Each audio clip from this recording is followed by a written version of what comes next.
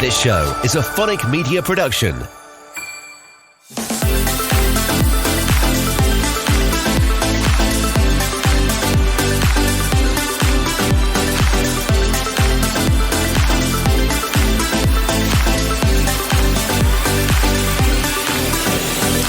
Hey, and welcome back. We are live from the business show. So apologies for the background noise, but there's 30,000 people who are going to turn up in the next couple of days. So if you don't like noise, you're probably best off not listening to this conversation, quite frankly. Anyway, for my next chat, I'm delighted to say that I'm joined by the lovely Trish Hewitt. She's no good with directions, but she got her in the end. She's come with a lovely energy, so we don't mind her being a little bit late. Trish is from TAP HR. She's one of the exhibitors here at the business show. 30,000 people, 750 exhibitors, 400 expert keynote talks and seminars are going on. It's a big couple of days for British business. It's Europe's largest business event. Trish, how are you? I'm good.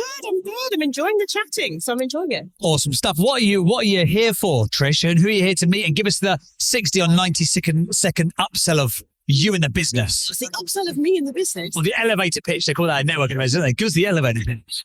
So I provide HR help to startups and SMEs across the UK. Okay. In terms of what I'm looking for, another thing, to be honest. Some people have come to the stand and just want to chat. I'm up for that.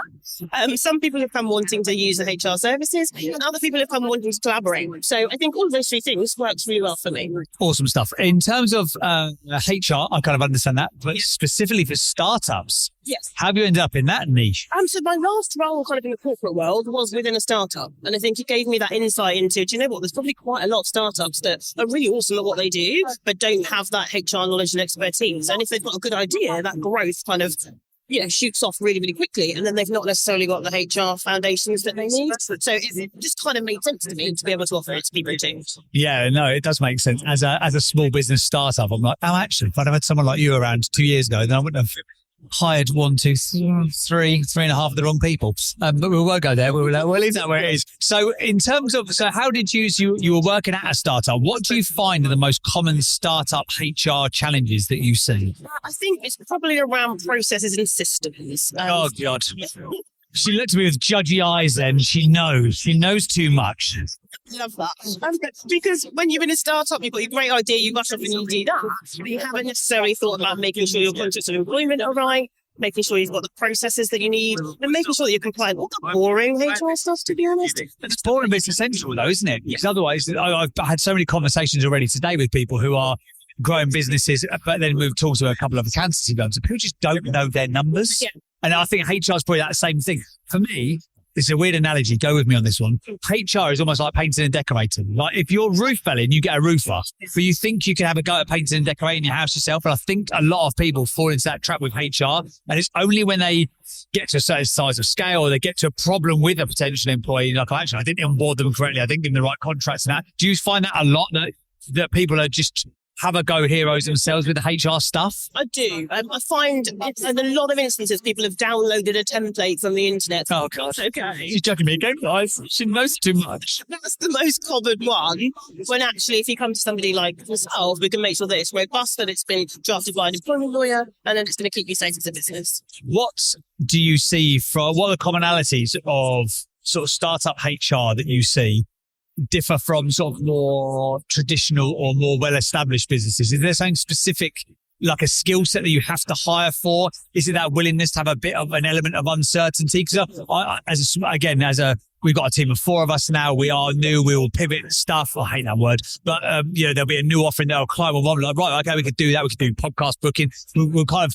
It's not for everybody, is it? The startup world. So what are the commonalities you see when you're hiring for staff in a sort of strictly for the startup industry? In the startup world, you tend to be hiring somebody who's a bit of a jack of all trades and is happy to do a little bit of everything, right? Because when you're small and you're kind of going for that kind of growth phase, you need somebody that will do a little bit of marketing here and there, a little bit of office management work, a little bit of recruitment. Whereas when you're looking at bigger companies, normally you have, people who are sectioned off who can do those one thing. So for startups, you're looking for someone who's kind of open to all areas, really, and is able to kind of move and shift with you as an organisation.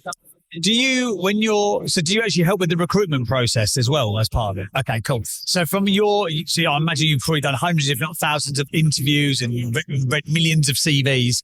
When you're hiring for a startup business, and obviously it's all going to be context dependent and role specific, would you look is skill set as much as mindset as important? Is one more, obviously they need the skills, but how important is that mindset piece? I think the mindset piece is really important. And I think that's also really important from an organisational perspective for people to be really clear on what their mission is, what their values are, and what they're about, so that you can hire people that kind of match that mindset that they have. I think you've obviously got to have people who've got the right skills. Yeah, but you want people who are aligned with your mindset. And in a way, you also want some people who think slightly differently to you, right? You want people who can question, challenge your thinking, as well as people around you who kind of work into the relationship. Yeah, gotcha. What's the number one sort of error, or issue, or challenge you see startups make? Or the number one mistake, let's call it a mistake, let's call it a spade here. What mistake do you see startups make again and again? You're like, oh God, you fall into that trap.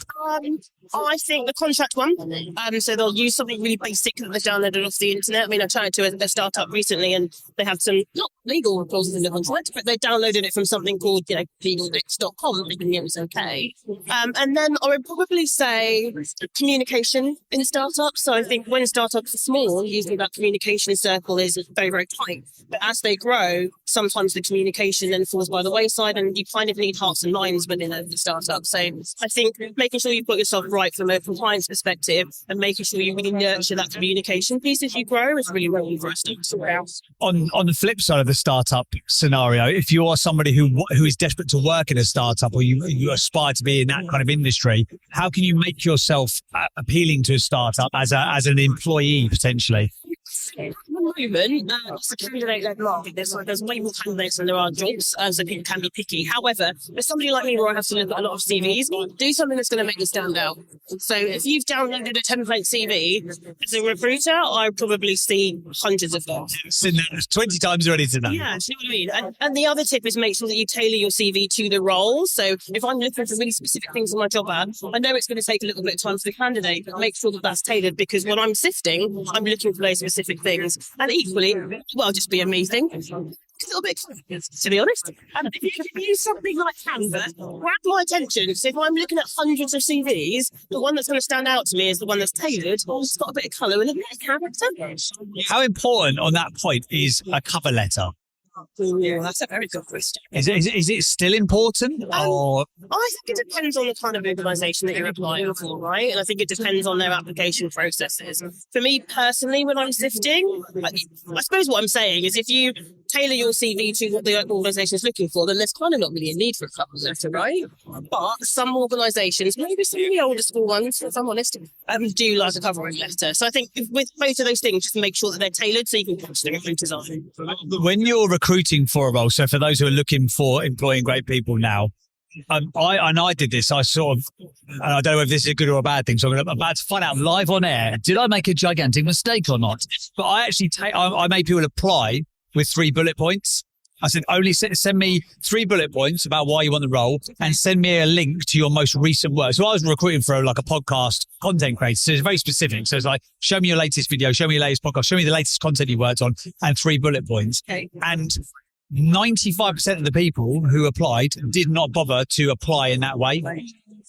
Is that a good, did I do the right thing? Or Trish, by the way, obviously this is only audio. Trish is probably going to say something polite now. Her face tells me I made a horrendous mistake and I'm an idiot. That's the vibe I'm getting.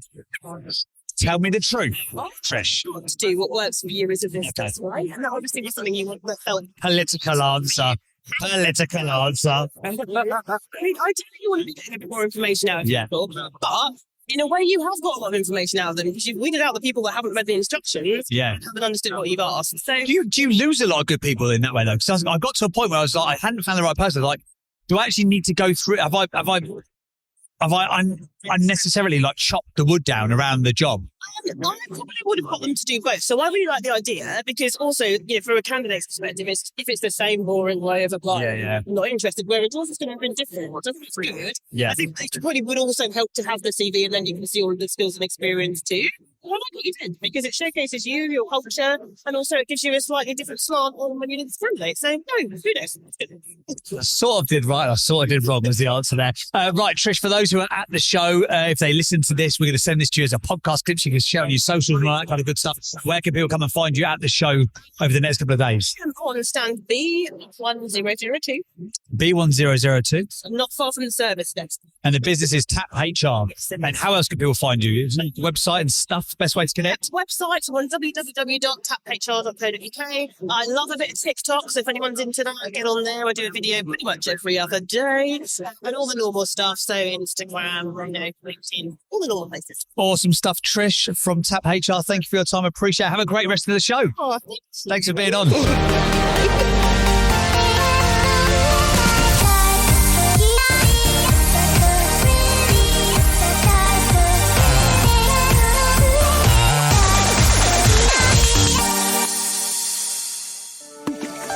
This show is a Phonic Media production.